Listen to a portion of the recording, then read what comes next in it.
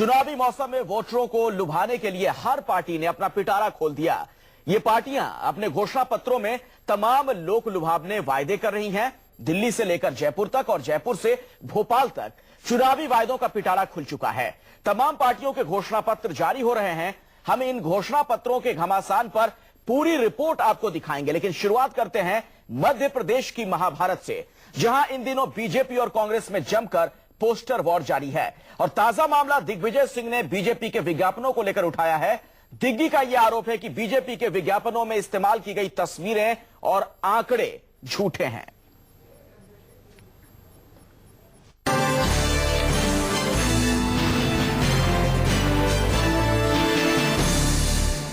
आज मध्य प्रदेश के हर व्यक्ति को शिवराज जी अपने लगते हैं। हर एक को लगता है ये मुख्यमंत्री नहीं है, ये तो हमारे परिवार का सदस्य है। भारतीय जनता पार्टी में हम तो फेंकू एक को ही समझते थे, नरेंद्र मोदी को। इससे तो बड़ा फेंकू शिवराज सिंह चौहान निकल रहा है।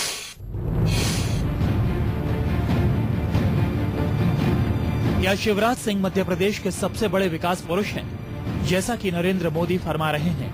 क्या शिवराज के राज में मध्य प्रदेश की वाकई काया पलट हो गई है, जैसा कि बीजेपी के इन विज्ञापनों में दावा किया गया है? या फिर बीजेपी के ये विज्ञापन झूठे हैं, जैसा कि दिग्विजय सिंह कह रहे हैं? सच और झूठ अपनी जगह है, लेकिन मध्य प्रदेश के चुनावी महाभारत में विज्ञापनों पर बखेड़ा बढ़ता ही जा रहा है। विज्ञापन पर बीजेपी बनाम कांग्रेस की जंग की बानगियां आप लगातार देखते रहे हैं, लेकिन अब इस जंग को दिग्गी राजा ने दिलचस्प मोड़ दे दिया है। दिग्गी कह रहे हैं कि बीजेपी के विज्ञापनों में जिस खेत को खुशहाली का प्रतीक बनाकर पेश किया जा रहा है, वो मध्य प्रदेश का नहीं बल्कि ईरान का है। चमचमाती सड़कें स्पेन की हैं, हाईवे पश्चिम बंगाल का है, और यहाँ तक कि जिन गड्ढों पर कांग्रेस की घेराबंदी की जा रही है वो भी अमेरिका के हैं। ईरान की वेबसाइट पर ये चित्र है, उसको वो बता रहे हैं कि मध्य प्रदेश की खेती हो रही है। कितना बड़ा झूठ भाजपा और शिवराज सिंह चौहान लगा रहे हैं। एक प्रमाण कि हमने ऐसे हाईवे बना दिए, विकसित प्रदेश का प्रतीक है हमारी सड़कें। और ये सड़क जो दिखाई जा रही है ये दुर्गापुर की है, दुर्गापुर नेशनल हाईवे की है। ये जो सड़क बताई गई है ये स्पेन की सड़क है, जिसको मध्य प्रदेश की बताई गई है। और जो गड्ढे वाली सड़क है ये अमेरिका की है। ये भारतीय जनता पार्टी का इस प्रदेश के भोले भाले मतदाताओं को ठगने का एक ज्वलंत उदाहरण। अगर दिग्गी के आरोप सच हैं तो ये मानना पड़ेगा कि मध्य प्रदेश का ये चुनावी समर महाभारत से कम नहीं। शहर, मात, छल कपट और वायदों दावों की ऐसी बेईमानी महाभारत की तमाम कहानियां याद दिला जाती हैं। वैसे विज्ञापनों में बेईमानी के इस खेल में अकेले बीजेपी नहीं, कुछ ऐसे ही आरोप कांग्रेस पर भी लग चुके हैं। बीजेपी कहती है कांग्रेस के विज्ञापनों में छत्तीसगढ़ की तस्वीरें हैं।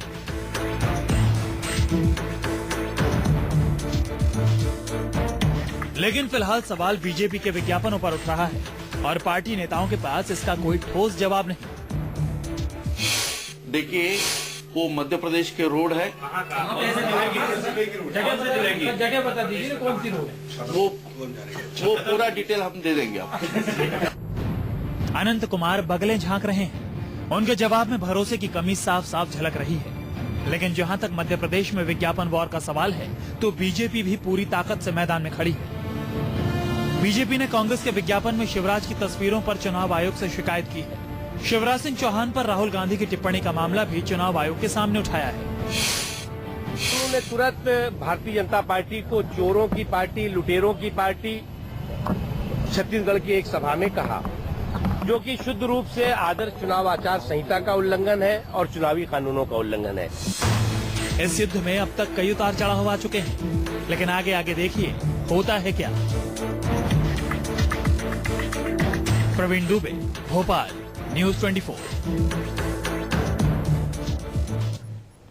और चुनावी महाभारत में अब आपको राजस्थान लिए चलते हैं। राजस्थान में भी कांग्रेस और बीजेपी दोनों ही पार्टियों ने अपना चुनावी घोषणा पत्र जारी किया है।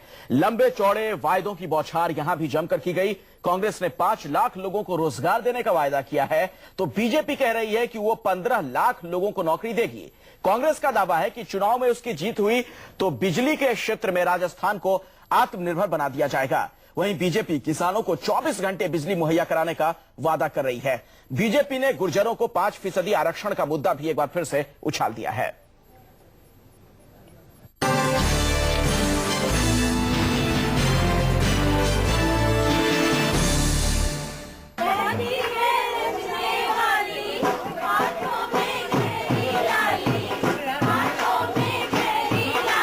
हाथों की ये मेहंदी बीजेपी की महारानी वसुंधरा राजे के लिए मुसीबत बन गई है।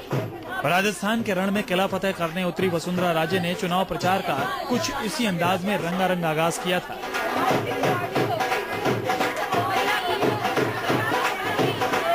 राजनीतिक दलों के नेता चुनाव प्रचार की शुरुआत रैलियों या रोड शोज जैसे चुनावी कार्यक्रमों से करते हैं, लेकिन वसुंधरा ने मेहंदी रस्म का आयोजन किया। महिला मंडली के बीच गीत संगीत के साथ वसुंधरा ने खूब धूमधाम से अपने हाथों पर मेहंदी लगवाई।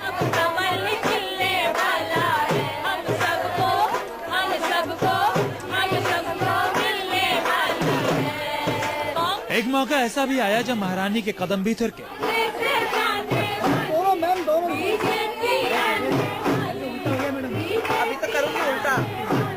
लेकिन ये तमाम गाना बजाना, वसुंधरा के हाथों में सजी मेहंदी की खूबसूरती, उनके चंद ठुमके कांग्रेस को नागवार लगे। कांग्रेस वसुंधरा की मेहंदी पर सवाल उठा रही है।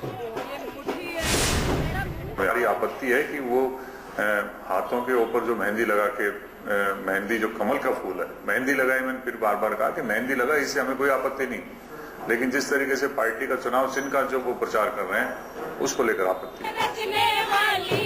सुना आपने, कांग्रेस कह रही है कि वसुंधरा की हथेलियों पर मेहंदी के रंगों से सजा बीजेपी का कमल चुनावी कानून का सीधे सीधे चपत है।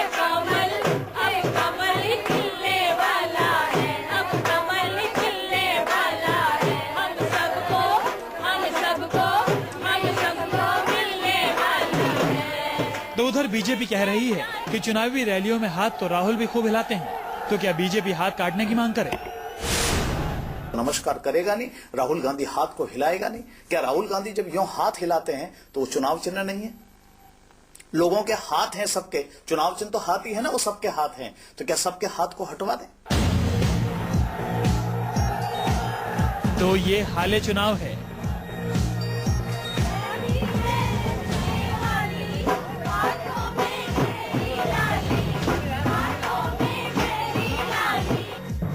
कोई मेहंदी लगी हथेलियों पर नजरें टेढ़ी कर रहा है, तो कोई समर्थकों की तरफ हिलते अभिवादन के हाथ पर हाय तौबा मचा रहा है। लेकिन बड़ा सवाल ये है कि क्या राजस्थान का चुनाव ऐसे बेतुके और बेकार मुद्दों पर लड़ा जाएगा? कांग्रेस और बीजेपी के पास क्या जनता से जुड़े मुद्दों का टोटा पड़ गया है?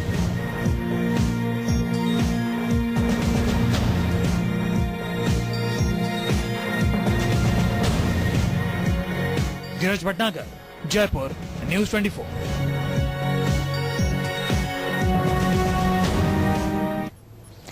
अब ये मेहंदी चुनाव में क्या रंग लाएगी ये तो फिलहाल पता नहीं, लेकिन मेहंदी को लेकर मुसीबत में जरूर फंस गई है महारानी। बहरहाल अब आपको दिखाते हैं जो वायदों का पिटारा खुला है, जो घोषणा पत्र में, मैनिफेस्टो में जिन बातों का जिक्र है वो क्या क्या है। ये देखिए आपके सामने वायदों का बड़ा बाजीगर कौन साबित हो रहा है कांग्रेस और बीजेपी में। रोजगार के मुद्दे पे देखिए किस तरह की बातें कही जा रही हैं। कांग्रेस ने 5 लाख लोगों को रोजगार की बात कही, बीजेपी की तरफ से 15 लाख की आंकड़ा पहुंचा दिया गया। बिजली की अगर बात की जाए तो उस पर क्या दावा है दोनों की तरफ से वो आपके सामने है। आरक्षण पर क्या स्टैंड है कांग्रेस और बीजेपी का वो आप देख सकते हैं। 5 लाख बेरोजगारों को नौकरी कांग्रेस देगी, तो 15 लाख बेरोजगारों को नौकरी देने का वादा बीजेपी की तरफ से कर दिया गया है। तो वायदों का बड़ा बाजीगर कौन साबित होता है ये देखिए जरा आपके सामने जो आंकड़े हैं कांग्रेस और बीजेपी की तरफ से जो दावे किए गए हैं, वादों का पिटारा खोला गया है, उसमें क्या है।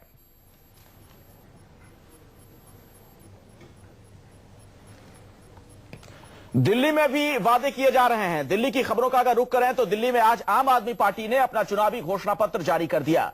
चुनाव में जनता को लुभाने के लिए आप पार्टी ने जमकर लॉलीपॉप फेंके हैं। केजरीवाल की टीम ने सस्ती बिजली से लेकर मुफ्त पानी तक तमाम लुभावने वादे किए हैं। वायदों के पिटारे से साफ हो गया कि केजरीवाल भी कम बड़े बाजीगर नहीं है।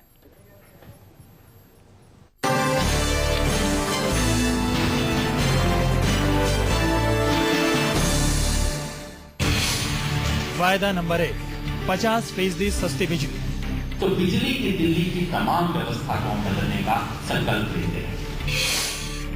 वायदा नंबर 2, सबको साफ पानी। दिल्ली में जल प्रबंधन को पारदर्शी किया जाएगा। वायदा नंबर 3, 500 नए स्कूल। सरकारी स्कूलों की संख्या बढ़ानी होगी, कम से कम 500 सरकारी स्कूल और खोले जाएंगे। वायदा नंबर 4, 700 लीटर पानी मुफ्त। 700 लीटर तक का पानी इस्तेमाल करने वाले जो परिवार हैं, उनको ये पानी मुफ्त सप्लाई किया जाएगा।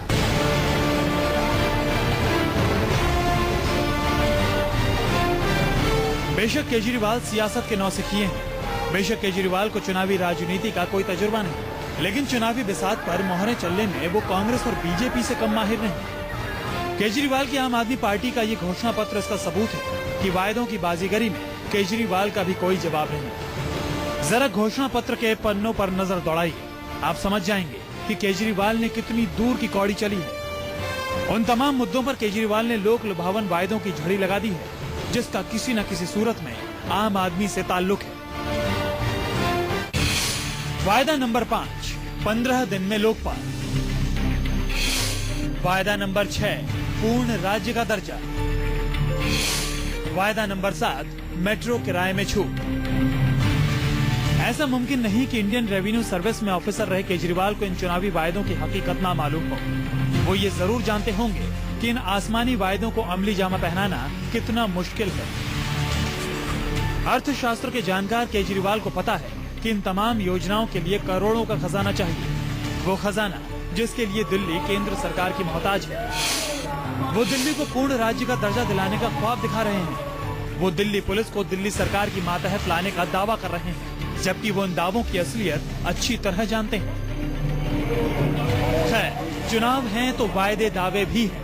केजरीवाल भी इनसे अछूते नहीं। बस सवाल है तो इतना कि कहीं जो सपने वो दिखा रहे हैं, वो मुंगेरी लाल के हसीन सपने बनकर न रह जाए।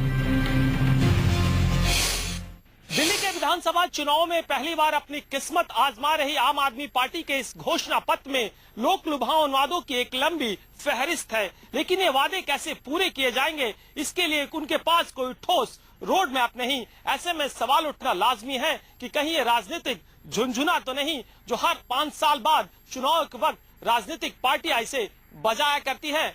अपने कैमरा सहयोगी मस्तान सिंह के साथ कुंदन सिंह, न्यूज़ 24, दिल्ली। आम आदमी पार्टी के बाद दिल्ली की मुख्यमंत्री शीला दीक्षित ने भी आज कांग्रेस पार्टी का घोषणा पत्र जारी किया।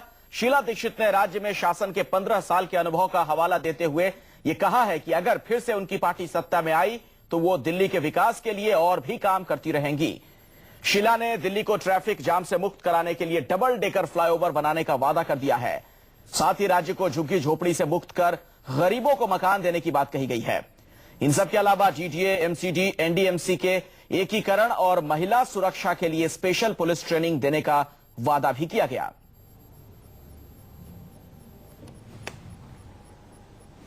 एक 150 नए स्कूल खोले जाएंगे, यह वादा भी किया गया है। कोलकाता की तर्ज पर ट्राम सेवा शुरू करने की बात कही गई है।